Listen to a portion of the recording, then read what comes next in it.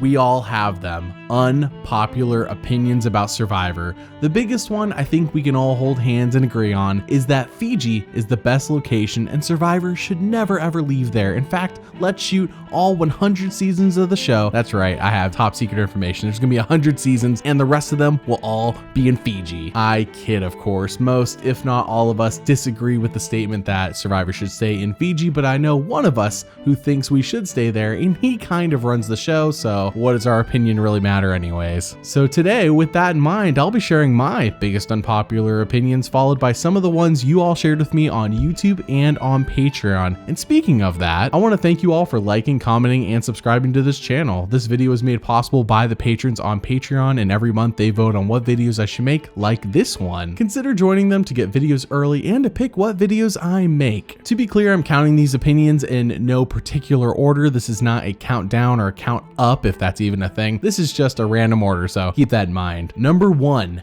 every winner is worthy of their win. Let me say that again. Every winner is worthy of the win they earned on their individual season, no matter who they are. From Amber Burkich to Natalie White to Michelle Fitzgerald and even Chris Underwood, the goal of Survivor is to simply do 2 things. 1, get to the end of the game no matter how you have to do it. And number 2, convince your season's specific jury to vote for you. The winners do not create the twists, pick the cast, or decide on how others will react to things or how certain things will play out with other people. They have to play within the confines of their own season to please their own jury. Sometimes we, including myself, forget that winning the game is not about pleasing the audience at home. It's not about being the most entertaining winner of all time. Now, don't get me wrong, I want to be entertained. The storytelling of the show is why this channel even exists in the first place. But I concede that there are certainly boring winners, but none of them are unworthy of their crowns. All of them get lucky breaks, all of them figured out how to manage their specific season that they won, and all of them convinced their jury to vote for them, at least the majority of their jury. A winner doesn't have to convince the jury of other seasons like Borneo, Palau, Heroes vs. Villains, Worlds Apart, Winners at War to vote for them.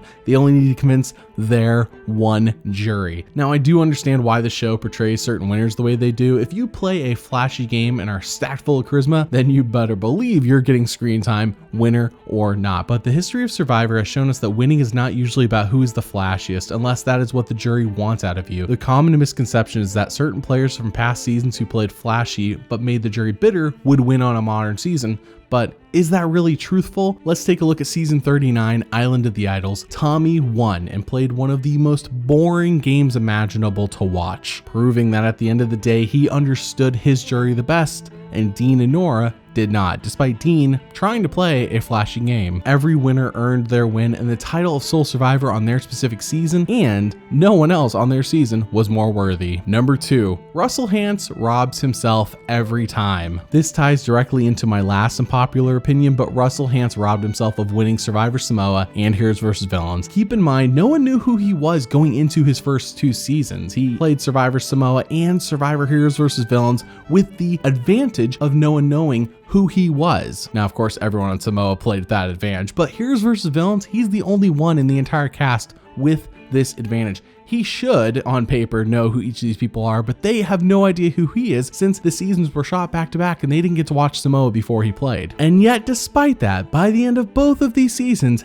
everyone does not like Russell, with the exception of like 2 people on Samoa. He never understood how to please his jury, and the way he was playing on season 22 as well, and even on Australian Survivor in 2018, shows that he never grew to understand what he did wrong in the first place, and what adjustments he needs to make to please his jury and to get to the end. He got to the end when no one knew him, but now that people know him, he doesn't get to the end anymore because everyone knows what he's up to. Russell plays a fun game full of flashy moves, lots of showmanship when talking to the camera, and paints a narrative that has him being the supposed mastermind, which would work if there was no jury and the game was just voting each other out. However, he could have won Samoa based on what we were shown. Most of his villainous antics were behind closed doors until about the last week or so of the game was left, and all of a sudden he's in the power position Galoo has clearly lost, and he starts trashing the jury on their way out the door. It's unnecessary and it cements him as having no chance of winning once he reaches the end. Russell Hantz could have won Survivor twice, but he completely robbed himself of winning both times, and his subsequent appearances show that he really never learned his lesson. Number 3, only the premier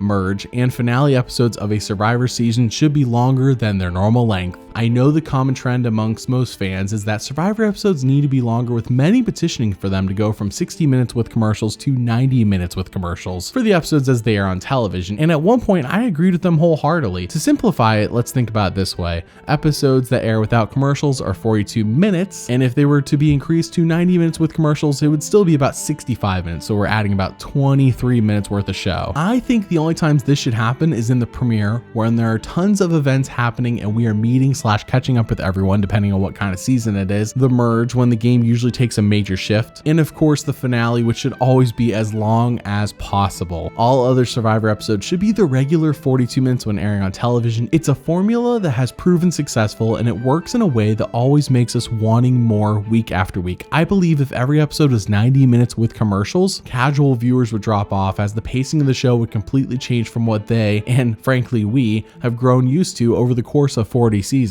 However, this doesn't mean I am against longer episodes in a general sense. I am not. Let's Lord of the Rings extended cut these episodes and drop them on Paramount Plus, you know, as an option for the hardcore fans, but still have the regular sized episodes on TV and available to stream. Typically episodes have deleted scenes anyway, so why not splice those in with the proper episodes with music, lower thirds, and proper color grading, and give us a reason to subscribe to the streaming service that they desperately want us to. But these longer episodes should not air on TV. Number 4, One World is a great twist. I know, One World was so boring, meaning season 24, but I don't contribute that to the twist at all. In fact, I think the twist is a wonderful idea that got paired with a lackluster cast and the fact that it wasn't committed to doing it throughout the whole pre-merge. Imagine if it was used with a bunch of returnees instead, being able to see all of our favorites interact, share secrets, lie to each other, cause distrust. It would be a beautiful, chaotic mess. It could still be men versus women, so it is easy to recognize who is on each tribe, but the idea of having both tribes live on one beach is a great idea that could be fully explored using a cast of people we already know. Imagine the drama this would create amongst a group of people who already know each other. The likelihood of information, idols, and advantages, and the like being traded between camps is so much higher than if they were all newbies. If you really think about it, all we were ever going to get from this twist in season 24 with the cast of newbies was distrust and not wanting to work together, but I think that completely changes if everyone already knows each other. Unfortunately though, when we as fans think of this twist, we lump it in with one of the dullest seasons of the show, and the idea that was toyed around with in multiple seasons in the past and finally fully realized amounted to a great idea with bad execution. Bring it back, but this time with returnees. Number 5, Edge of Extinction has an epic storyline. Oh baby, here we go. Season 38, Survivor Edge of Extinction has a storyline of truly epic proportions. I know this is a hard pill for some of us to swallow, since this seems to be a very unpopular season amongst the fan base, and I'm not saying this is one of the greatest seasons ever, far from it, but the main storyline in the season is awesome. The way Devins is voted out 4th, is down on his luck on the edge, returns to the game, and basically lone wolfs his way to the final 4, only to be eliminated by Chris, his friend, and the guy who was voted out right before him, and partially thanks to Devins for getting voted out, who played a red hot 3 or 4 days of Survivor, is insane as a story. It has our hero start fun, get down quickly, rise up and up to a seemingly easy victory, only for a plot twist to happen that you see coming on a rewatch but get blindsided by on a first viewing. It's so much fun, and it works whether you like Devins or hate him. Think about this. If you like him, it's a fun ride to the bitter end. The only thing that really hurts is that he didn't win. So like 99% of the time, it's fun. But if you dislike him, then you can't stand him that entire time. You love when he gets voted out that first time, and you love when Chris comes in and just kills his game. Add on an eclectic cast of characters surrounding him and Chris, and it makes for a good time if you can enjoy it for the story being presented on screen. As for the actual game of Survivor though, it's a one-off twist that never should happen outside of its initial season, and it's kind of a shame it was returned at least one time. Now let's get even crazier. I asked all of you on Patreon and on YouTube for your unpopular opinions, and here are 34 of the ones I said to myself, yeah, these are unpopular. And it doesn't mean I agree with all of these. In fact, I don't agree with a lot of them, but I just want to let you know that before we get into them. So with that, number 6, Jeffrey says Gabon is his favorite season, and I think we can all agree with this deep down inside. Number 7, Tate says the concept of One World could be good if it did not have a gender split. Number 8, Kevin says Malcolm Freeberg is overrated. Number 9, Joshua says that One World is not a bottom tier season, but should actually be ranked somewhere in the middle of the pack. Number 10, Kelly comes comes in hot and says that Russell should have won Samoa and Natalie winning is an insult to Survivor, and her winning story video isn't even worth making. Numbers 11 through 14, Anthony has 4 opinions. First, that Yule should not have won Cook Islands. Second, Coach played a great game in season 23. Third, no season after Heroes vs. Villains should be in anyone's top 5. And lastly, the entire season of Kagayan was carried by Tony. Number 15, Derek says Ozzy is overrated. Number 16, Susan says that Borneo is nearly unwatchable and is far too boring outside of the highlights. Number 17, Solomon says that Steph deserved more votes since her and Rafe played a similar type of game in Guatemala. Number 18, Kirsten says she thinks season 38 Edge of Extinction is a top 20 season and Ghost Island is at least top 25. Numbers 19 through 27, Ashley has a lot to say. Her 9 opinions are as follows. 1.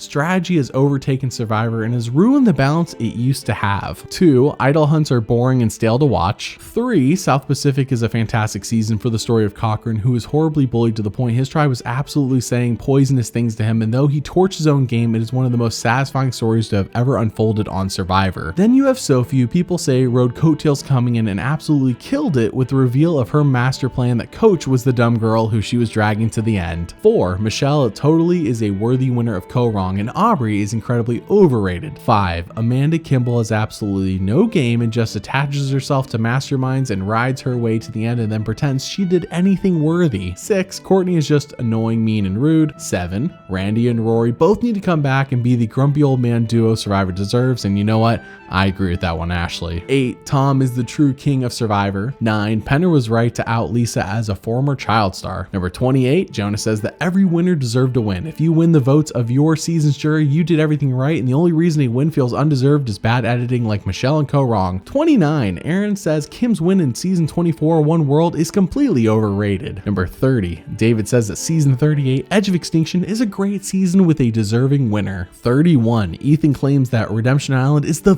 funniest season of Survivor ever. 32, Isabel says that season 2, Australian Outback, had her seeing Jerry as the hero and Colby as the villain. MXLAUMC says that Borneo is still one of the best seasons of all time due to a great cast that made every character memorable. 34, Pokemon YGH Champ claims that Lex did not make a mistake in voting off Amber in All Stars, and actually, this was the right move for him to make. Slav says that Chet should have won Micronesia. This may be the biggest stretch amongst all of the unpopular opinions. 36, Nathan says that Brian Heidick gets too much credit for his win since he only beat Clay by 1 vote. 37, No Homer says that Amanda should have beaten Parvati in Micronesia. 38, Dart says season 6 The Amazon is a very bad season. 39, Jess claims that Heroes vs. Villains is completely overrated. Whew, that's a tough one. So what do you think about these unpopular opinions? Do you have one of your own? Let me know in the comments below. Thanks for tuning in, and I want to give an even bigger thanks to the patrons as they made this